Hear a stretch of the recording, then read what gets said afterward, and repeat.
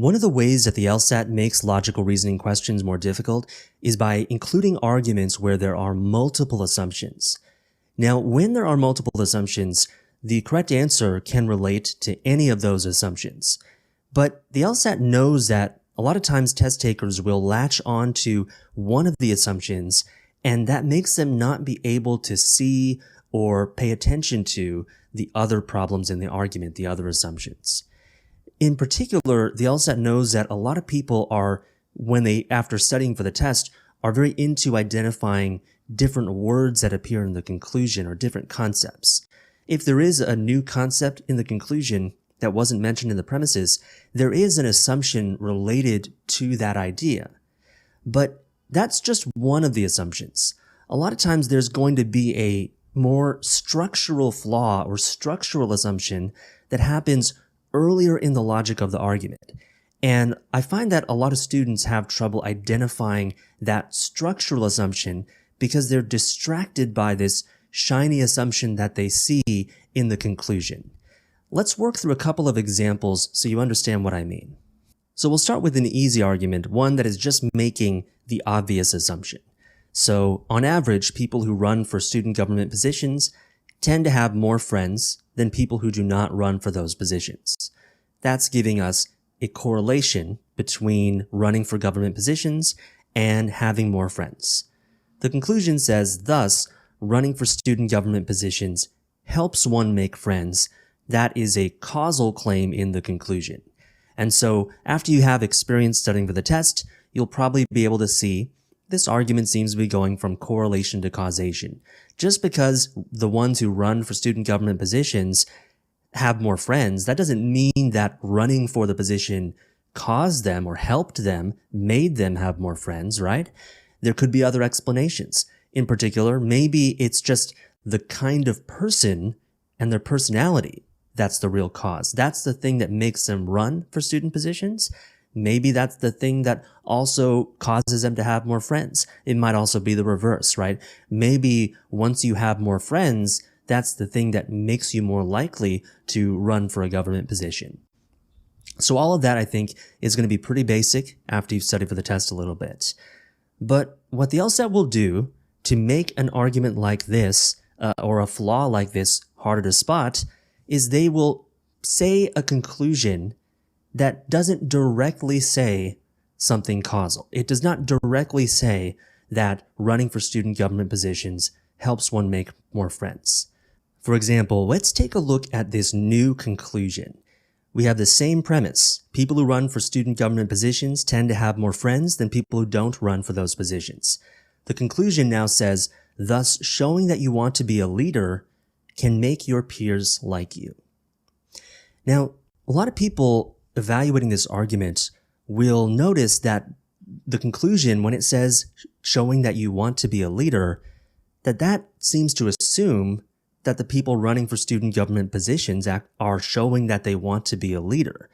That's an assumption, isn't it? I mean, maybe those people are not necessarily showing that they want to be a leader.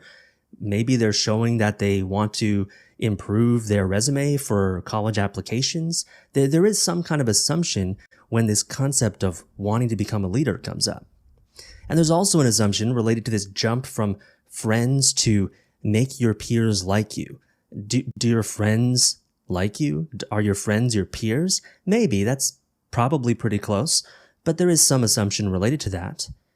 The LSAT knows a lot of people will leave the analysis right there, and that very few people will go further, go beyond the conclusion, or in some sense, go before the conclusion and evaluate what's the flaw that's happening before we even reach the conclusion. And in this case, that flaw is correlation to causation, because the only reason that the author of this argument is reaching this conclusion is because they are assuming that running for student government positions is the cause of why those people have more friends. In fact, let me just actually, right over here in between, type in parentheses the middle step in logic that the author is taking before they get to this conclusion. What is that middle step? It is, thus, running for student gov positions, causes one to make more friends. That's the middle step that they have in their mind. And because they think that there's this causal relationship, then they build on that and say, okay, so showing that you want to be a leader, which the author's assuming people running for student government positions are doing, can make your peers like you, which the author is assuming is something that is true about your friends, that they're peers who like you. Now, I'm not suggesting, by the way, that if you're doing a flaw question, that the answer is not going to have something to do with the jump to wanting to be a leader or the jump to making your peers like you.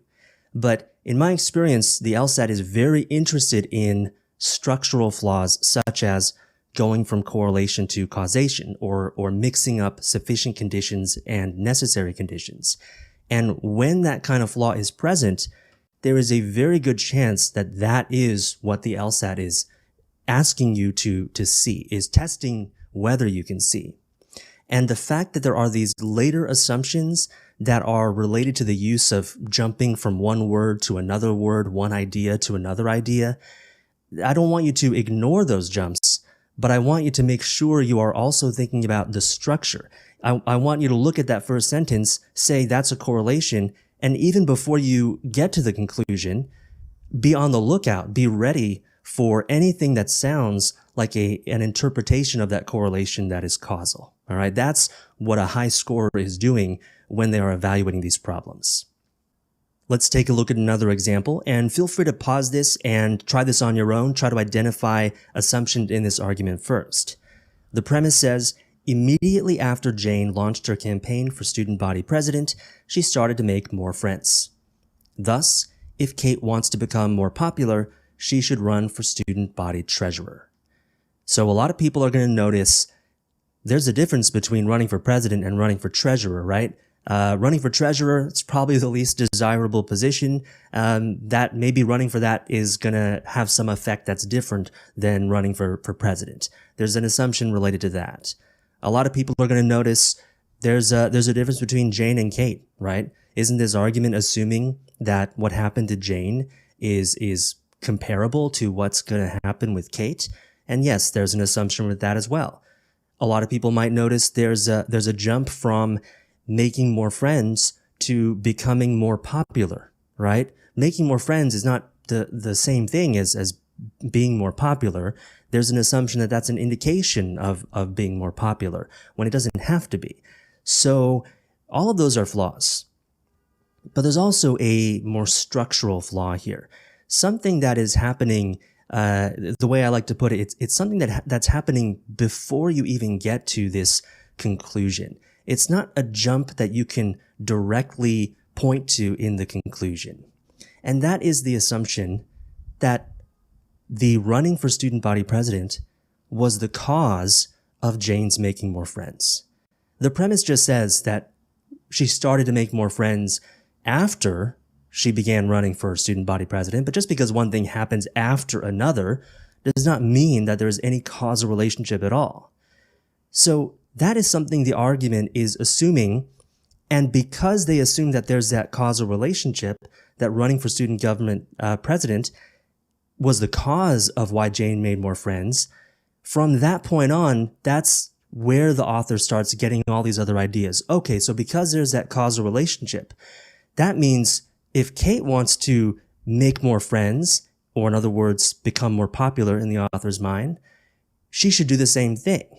And what happened to Jane, which the author's assuming is a causal relationship between running for the position and making more friends, what happened to Jane, that's probably going to also happen to Kate.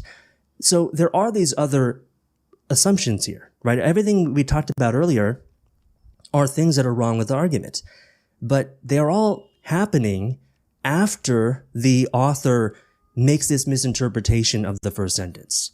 There is a causal misinterpretation of the first sentence, and that is like the starting point of the author's logic, which is wrong. And then the author makes these other errors as well. So I'm not saying that the answer can't be any of the non-causal flaws. I'm sure the answer will sometimes be the non-causal flaw, even when there was a correlation to cause flaw. But in my experience, the LSAT knows a lot of people will not immediately notice the causal flaw. They might not notice it at all, actually, because they're too distracted by these shiny flaws that are appearing in the conclusion, the ones that are very clearly assumptions, but their purpose here is to distract you from a structural flaw that occurred way back in the author's line of reasoning. All right? So that's something you have to watch out for. The way that a high scorer would look at this, they would look at this first sentence. They would see, okay, this is just saying one thing happened after another. And before they even continue reading, they would be thinking, that doesn't mean that caused her to make more friends, right? So maybe the argument's going to say something that seems to be based on that. And that's how they're going to be ready. They're going to be primed to notice this kind of causal flaw. So let's see this idea of multiple assumptions in a different context using a different structural flaw, structural assumption. This is the easy version where the flaw is very obvious, at least after you've studied for a little bit. The premise says a donation should be considered a generous act only if it is done anonymously. Thus, if a donation is made anonymously, it should be considered generous. And this is, of course, doing the flaw of mixing up a sufficient condition and a necessary condition.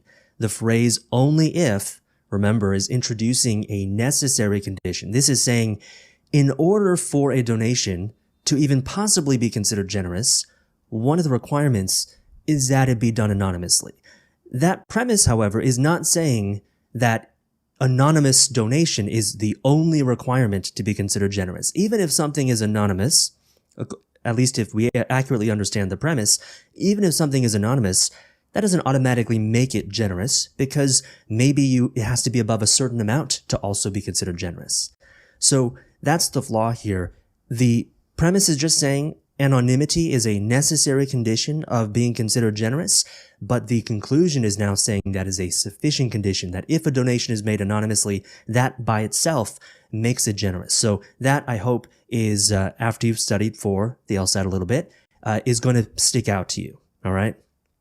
But they can hide this flaw behind shiny new things in the conclusion. Let's see how they can do that. Here, the premises say, a donation should not be considered generous unless it is made anonymously. We recently received a $1 billion donation by a person who dropped off the money in a black mask that only revealed the person's eyes. Thus, that person should be praised by the public. So, what are the flaws that you're seeing here? One of the flaws is there is some kind of jump from generous to being praised by the public. We don't know when the public should praise something. The premises don't refer to that, so there is an assumption related to that. There's also this assumption that when you are wearing a black mask that only reveals your eyes, that means this donor was anonymous. I mean, there's many other ways you might be able to identify them, right? By their voice, by their stature, maybe their eyes themselves reveal who they are. There's some unique feature of their eyes that tells you who they are. So there's an assumption related to that issue. But, as you might expect, there is also the mix-up of sufficiency and necessity here. The first sentence, which is phrased differently than the previous example but means the same thing, is saying that anonymity, the donation being anonymous, is a necessary condition for being considered generous. A donation should not be considered generous unless it's made anonymously, means the anonymous part is necessary. But that does not mean that an anonymous donation is sufficient to consider it generous. That is just one of the necessary conditions. So that is the flaw that I would actually be focused on right now. Because the LSAT knows a lot of people are going to notice, look, wearing a mask is not necessarily anonymous. Batman wears a mask. We all know who Batman is, right? Being praised by the public, the LSAT knows, yeah, that's a new idea. People are going to see that. And so some people are going to think, okay, that's the flaw. Let me look for that. But the LSAT knows that the structural flaw, the mix-up of sufficiency and necessity, the one that occurs at the very beginning of the author's logic, that is the one that a lot of people are not going to notice. What's happening here is the author is looking at that first sentence, they're doing that reversal, they're thinking that that's saying, oh, so an anonymous donation is automatically something that should be considered generous. And from that point on, then they say, okay, so this person who just gave us the money in a mask, that person's anonymous. Okay, that's an assumption. And then because that person's anonymous, we should consider their act generous, and then we should praise them. And that last part's an assumption as well. But it's all starting because of the very first misinterpretation the author had about that first sentence. All right? Again, I'm not saying the other flaws cannot be the answer. They can be. They often will be. But the LSAT knows that a lot of people see those flaws more easily and are not able to see, or rather, not that they're not able, but find it more difficult to see the structural flaws that occur earlier. In particular, mixing up sufficiency and necessity, so getting a conditional statement backwards, and going from correlation to causation.